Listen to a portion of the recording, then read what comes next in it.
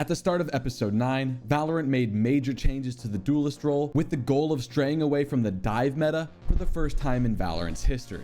The dive meta is the idea that having a duelist who can create space when executing a bomb site will be the most successful. And to this point in Valorant's history, that's certainly been the case, as Jett and Raze have almost exclusively dominated the duelist meta in both pro play and in ranked. Let's look at the most simplified example as to why the dive meta has dominated Valorant up to this point. Our Omen here is anchoring the bomb site. When the Jett dashes into her smoke on site, it creates a dilemma for the Omen to aim at the smoke, expecting the Jett to peek out at any moment, or to keep their crosshair on the choke point where the rest of the attacking players will funnel in from. If you thought one option was better than the other, you're incorrect. At this point, it's a gamble, because if Omen holds the choke point and at best kills one, the Jett will sit in their smoke and peek out upon her teammate's death in order to trade the Omen. But on the contrary, if you pre-aim the Jett smoke expecting her to peek out, it poses the threat of being killed from the remaining players that are funneling into sight. My name is The1ZK. You can watch my Valorant live streams here. Please consider subscribing if you're enjoying the content, and leave a like to help me out in the algorithm. Now, of course, this was the most simplified example as to why the dive meta has been successful. But with the start of episode 9, Valorant made their biggest efforts yet to stray away from the dive meta by buffing Neon, ISO, and Reyna, and nerfing Raze yet another time. In this video, we'll rank each duelist into one of the following categories for each respective map that's currently in Valorant. Optimal, meaning these are the best duelists for this particular map.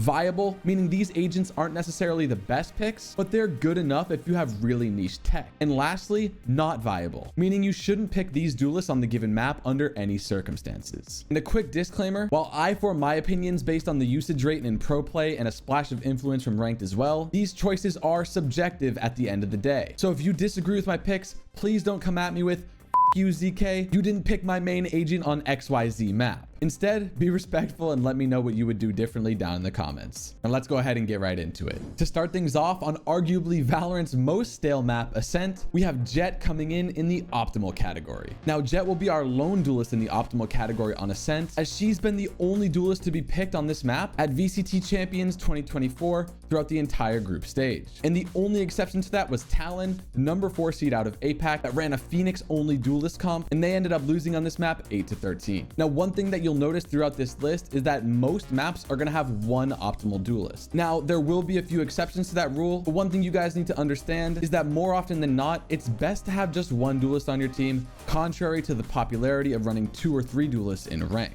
But as I said, this list is going to be mostly focused on pro play with just a splash of influence from rank. And for that reason, on Ascent in the viable category, we have Reyna and Yoru. Now, I'm going to give it to you straight. There's no map where Reyna is going to be the optimal pick, but there are certainly some maps that are better than others where Reyna is a viable secondary duelist in the ranked environment, and Ascent just happens to be one of those maps. Regarding Yoru, I feel like Yoru's always a decent agent in ranked, but he's a niche agent to say the least. A lot of ranked gameplay is either 5-man rushing or just doing simple 4-1 setups on the attack side, so being able to TP from one site to another gives Yoru a really strong edge in ranked gameplay. And one agent that I was a little bit in between on this current list is ISO. I definitely think there's an argument to put him into the viable category given his strength in the current meta. Overall, ISO is just a super strong agent right now, and thank goodness they tuned him down a little bit, because when they first buffed him at the release of episode 9, he was one of the most OP agents we've ever seen in this game. Go in there.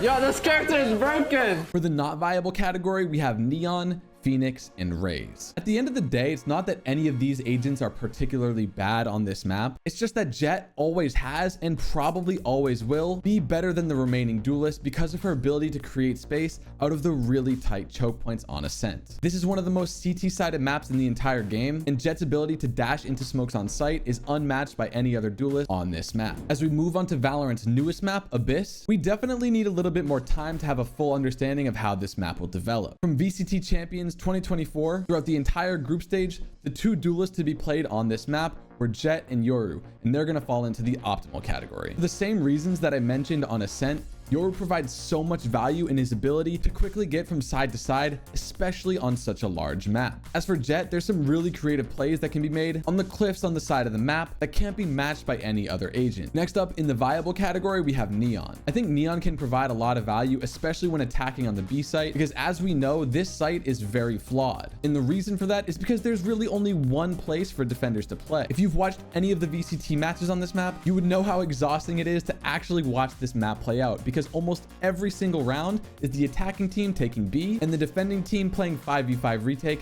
as there's nowhere to actually play on site. The common area just gets cleared out instantly, and Neon's stun can clear out that area better than almost any other agent in the game. Raze also falls into the viable category for very similar reasons. You can of course do very creative plays on the outside of the map with Raze's satchels, and the grenade provides a lot of value in the one place that you can actually play on the B site on this map. In the not viable category, we have Reyna, Phoenix, and ISO, and unfortunately I feel like all three of these agents just don't quite have the utility that's required to bring the most to your team on this given map. At the end of the day, the dashing and floating from Jett, the fast TPing across the map from Yoru, the slides and stun from Neon, and the satchels and grenade from Raze just bring more value than any of the remaining three agents can bring to the table on this given map. As we move on to Bind, we have Raze that falls into the optimal category. Raze's grenade always has and probably always will bring so much value to clearing out the nooks and crannies of Bind's bomb sites. In the viable category, we have Yoru, which we've also seen bring big value to the table even on the pro stage on this given map. The mystery of the unknown with Yoru is really strong on Bind because you can manipulate plays with the teleporters. Also in the viable category, we have Jett, and I'm only saying this exclusively for ranked, as not a single team in VCT Champions has picked Jett on Bind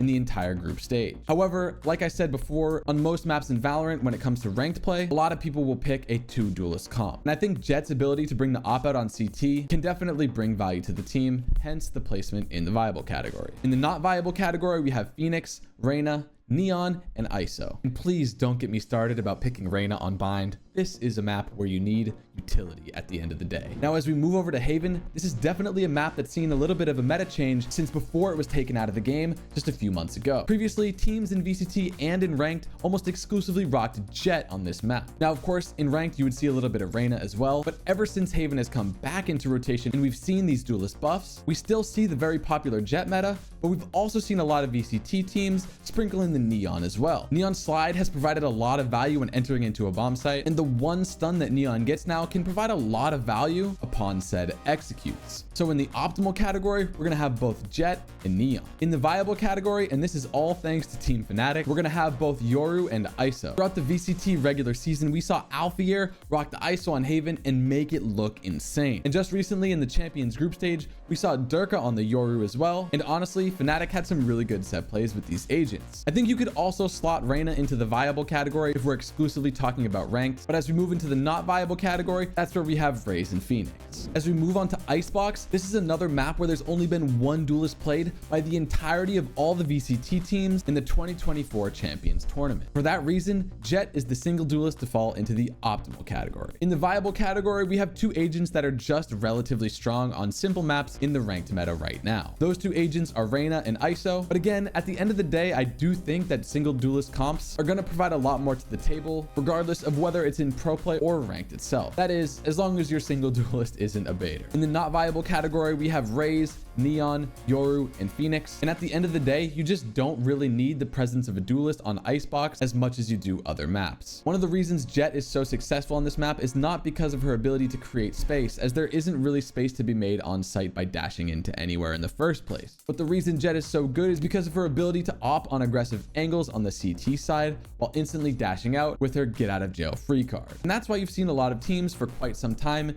even rocking 0 duelists on this map in pro play. Now, of course, I wouldn't suggest you do that in ranked, but again, that is why Jett is the sole optimal duelist here. As we move over to Lotus, there are two agents that have dominated the pro scene, and for good reason on this map. Those two agents are Raze and Neon. The ability to fight for A main control on Lotus is crucial, and the reason Raze and Neon see so much success in that job is because of their ability to either send a grenade or the stun off rip when you're fighting for that A main control. In the viable category, and this is exclusively for ranked as as I mentioned before, we're going to have both Jett and ISO. I think Jett's ability to dash into sight, whether it's B or C, can provide value in the ranked environment as a secondary duelist. And because a lot of the nooks and crannies on site are pretty tight on this map, ISO can also provide a lot of value with the current state of his preemptively popped shield, and of course his vulnerable ability that can lock into those given nooks and crannies. In the not viable category, we have Reyna, Phoenix, and Yoru, and at the end of the day, you're just better off picking other agents for the reasons that I just mentioned. Last but not least, we have Sunset, which actually has the very similar duelist meta to the previous map that we talked about in Lotus. The same two duelists are repeatedly played by pro teams over and over, and that is Raze and Neon. Because everyone and their mother plays Cypher on this map, both in pro play and in ranked, Raze brings a lot of value to the table in breaking those Cypher trips when entering that B bomb site. Neon, on the other hand, doesn't provide the same value that Raze does. So if you're going to pick the Neon over the Raze, I highly recommend pairing it with the Sova, because Sova has the ability to shock dart the same trips that we were just talking about. And if you're wondering why Neon provides so much value, even though she doesn't break the trips, I need you to think about the way these bomb sites are structured. On the B side, there's not a lot of places to play, so a simple Neon stun can cover pretty much all of back site. And when you think about the annoying spots to play on the A site, a simple bounce of the Neon stun on the wall from elbow can clear out both the default area and the single box on site as well. In the viable category, the only agent that I have on this map is ISO. As I mentioned before, I think ISO's preemptive pop of the shield is really overpowered, and I think the vulnerable can provide a lot of value on site executes on both sites as well. On the not viable category, we have Jett, Reyna, Phoenix, and Yoru, and this is the first map in the entire video where Jett hasn't fallen into either the optimal or viable category. But what do you guys think about my picks? Make sure to let me know down in the comments below, and make sure to keep it respectful, please. Again, if you guys enjoyed, make sure you subscribe so you don't miss another video, and check out one of these awesome videos here.